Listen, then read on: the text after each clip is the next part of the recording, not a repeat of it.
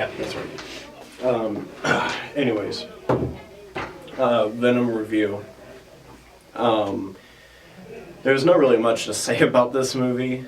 I'm not even going to make a script for this. It's just kind of a mediocre movie in general. I think we all knew whenever they said that Spider-Man wasn't going to be in the Venom movie, we all knew that something was going to go wrong. And there really isn't too much to say about it. It just really is that mediocre. It's not the worst movie I've ever seen. I think some parts of it they did decently. There was just most of the movie was just bad. And I'm not usually one to try to critique graphics as one of the main points for critiquing a movie, because graphics can be dated. And if you look back at the Sam Raimi's trilogy, you would realize just how dated those graphics are.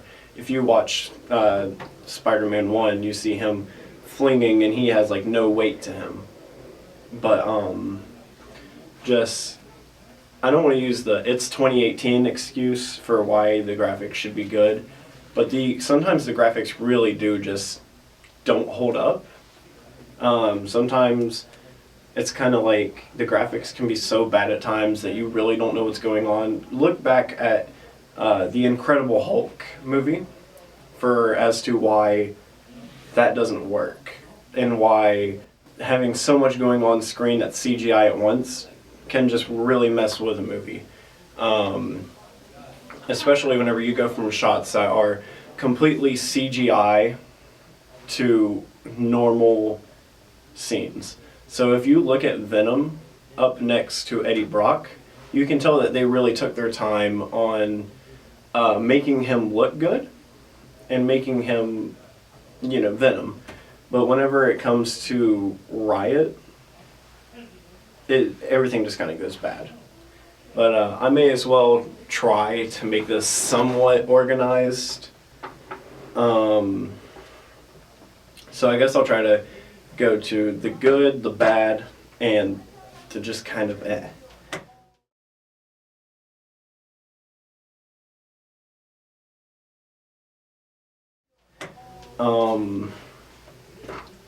It really is just easy to pick apart everything bad about this movie, and so I think I'll go ahead and talk about that first.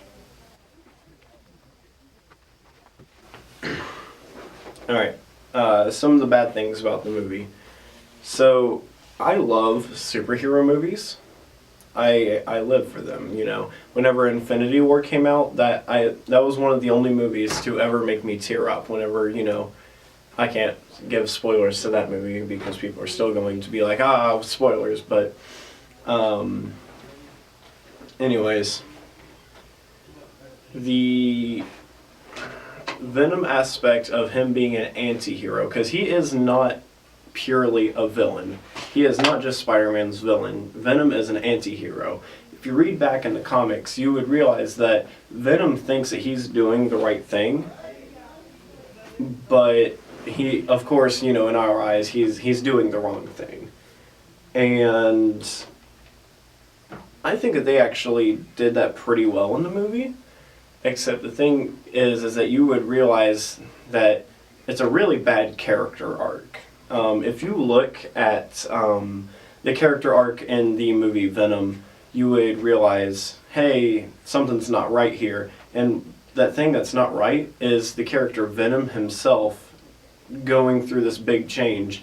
About halfway through the movie, Venom just kind of says, wow, your world is kind of pretty. And then he starts fighting Riot.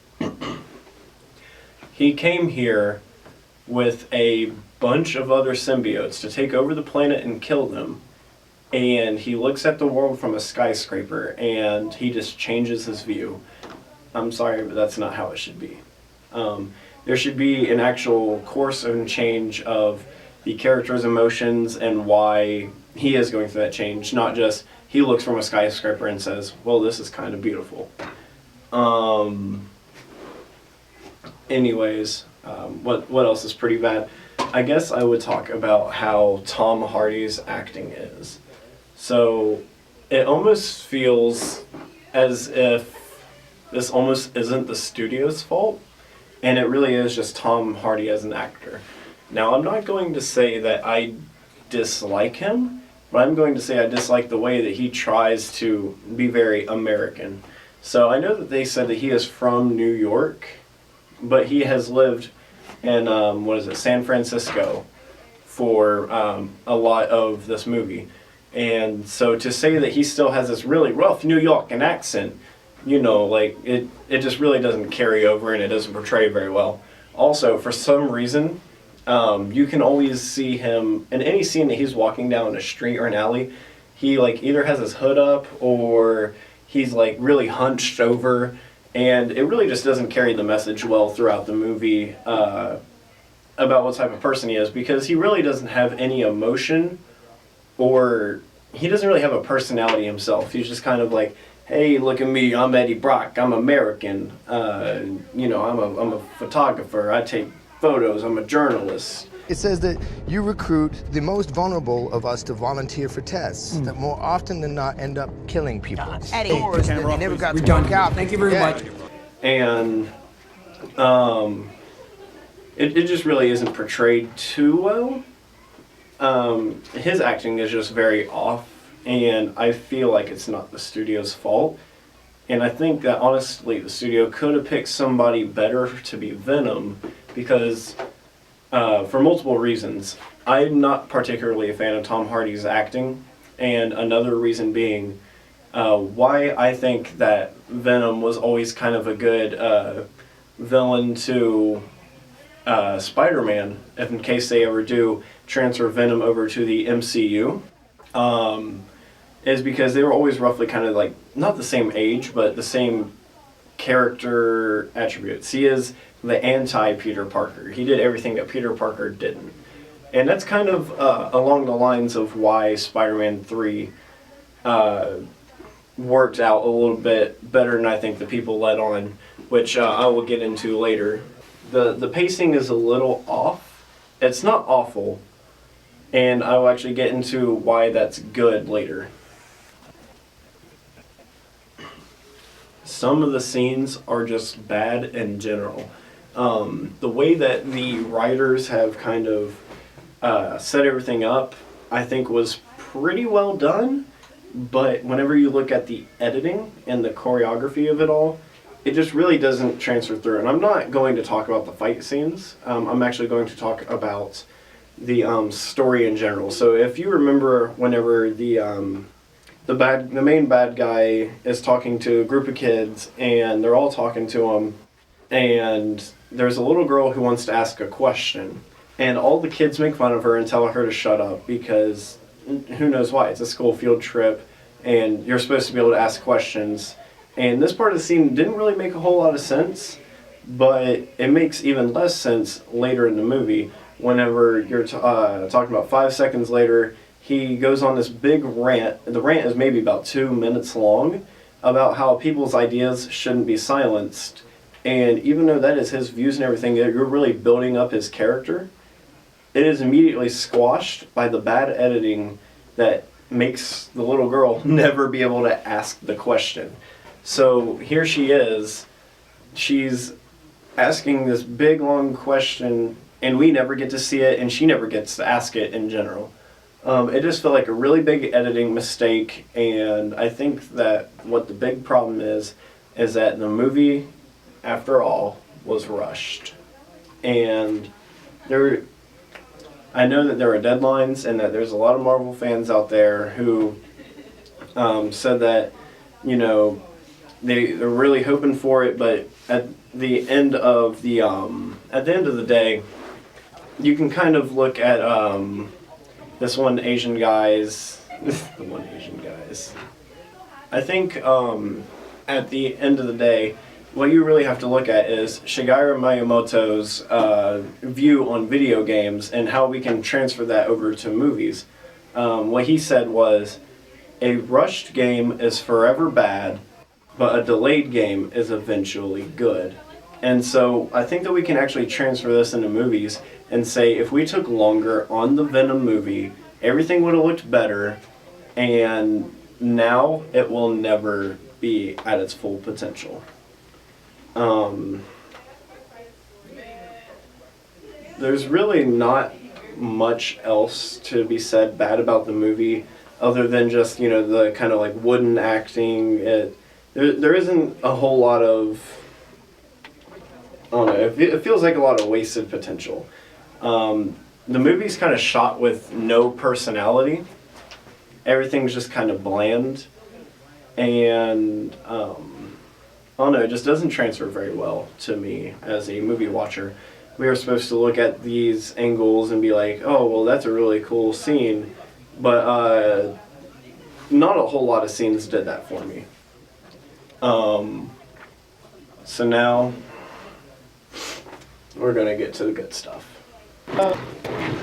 Okay, the pacing in the movie is not bad at all. And whenever I say it's not bad, it's a little off, but what I'm going to say is probably going to be a little controversial. It is very reminiscent of the Sam Raimi's trilogy. And I think that a reason that a lot of people still like Sam Raimi's trilogy is because of how action-packed and wild the movie gets. There is never a downtime in the movie. It is always going on and on and on. And if you remember Spider-Man 3, which I actually do not think was that bad of a movie, they were swapping out villain for villain for villain, and there was just never a break. I think that this movie is very reminiscent of that nature, and I think that it's done pretty well. What I would say is that the action scenes were done fairly well, except for maybe one of the final scenes right before the big Elon Musk Indian guy hops on the rocket to, make his dream filled of people get to go live out in outer space. They try to make it seem like Eddie Brock is going to die. And that, to me, is almost like a slap in the face. I don't know. I was going to talk about the good stuff, and here I am. I just found out another bad thing about the movie. Anyways, Venom as a character in general was pretty good. People are complaining that it isn't like the actual Venom character, but I wholeheartedly disagree. I think that they played the character Venom pretty well, and all the powers that he had and all the powers that Riot had was done perfectly. Whenever they switch back from Eddie Brock and Venom, and they have a little comical scene where they're being held up by the police and this private mercenary group, and Eddie Brock puts his hands up, and then Venom pulls it back down. He says, "Put him down." And he's like, "No, it's a good idea to keep him up, down, up, down, up." Oh, What are you doing? I'm putting my hands up. And really what that is just a comedy scene. But we can really see that it isn't really Venom controlling Eddie Brock. Venom is more of a symbiote inside of Eddie's head, and Venom isn't even actually there. And they make note of this in the movie, and it really makes you feel like more realistic. And you can kind of push the CGI to the side, and even though the CGI isn't the best, you can almost believe that there is a big Venom monster running around and pulling people apart. We're going to talk about the mediocre stuff now. You know what's really mediocre in this movie, and honestly one of the saddest parts of it all, is the editing. The editing is just awful. And even though there are some good fight scenes and the choreography is pretty well done, editing is everything. And a big problem with this, you can see, is whenever Venom is fighting people and he rips off their head and he's supposed to be just completely devouring these people, and he'll be doing a fight scene where he grips a smoke grenade and he bites it, and then like there's smoke going everywhere. It's very cool. but then you see him killing people, and then the bodies aren't even there afterwards. Lungs, pancreas, so many snacks, so little time. So it feels like as if there is no consequence to what Venom is doing, and he is just kind of, I don't know, he's not really doing anything too drastic. There is no blood in the movie. And honestly, I think that the movie would have been a lot better if they shot it in a R-rating film instead of a PG-13. Because as a PG-13 movie, there's not going to be a lot of blood or anything. And as an R-rated movie, you can kind of look at Deadpool. They can get a lot. They can say whatever they want, and they can kind of do whatever they want. And I know that there's people who say, but what if they included him in the MCU? What if it was an okay movie and the MCU is what really got brought into it? Honestly, what a big part of that is I think that this is where the mediocrity comes in it. They could have shot a rated R movie, and then if Spider-Man came into it, turned it into a PG-13, and just not included too many civilians in it. You don't need to have an insane amount of stakes for Spider-Man to go up against a villain. If you remember in Homecoming, there wasn't that many stakes. Spider-Man wasn't going to die. The Vulture wasn't going to die. Nobody died in that movie. And that's honestly what made it one of the better movies. Venom fighting Spider-Man, nobody has to die, including Eddie Brock. Let's talk about the ending scene, I guess.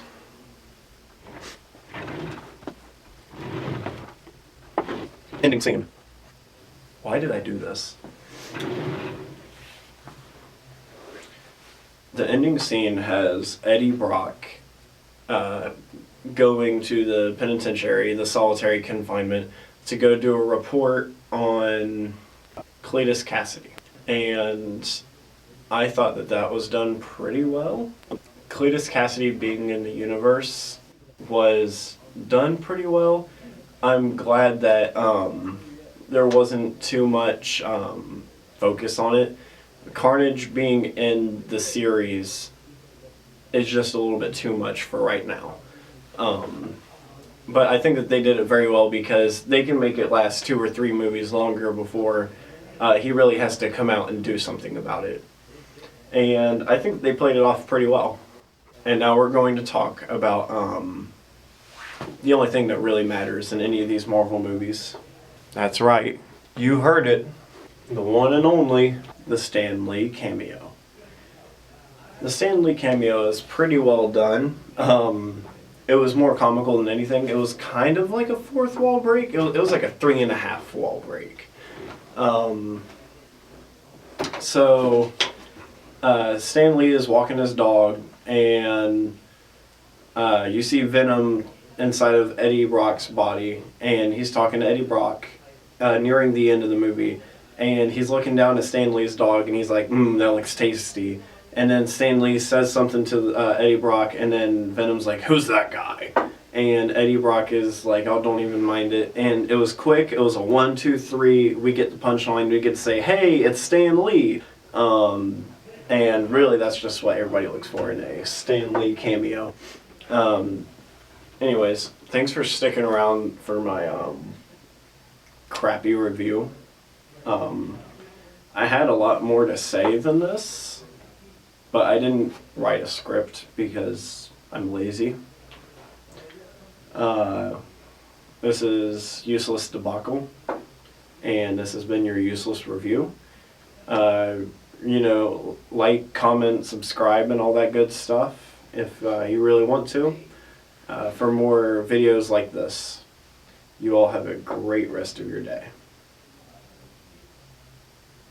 Alright, finally I'm done with that. Now I can go edit, and then I'll publish it, and it won't take no time. How do I turn this off?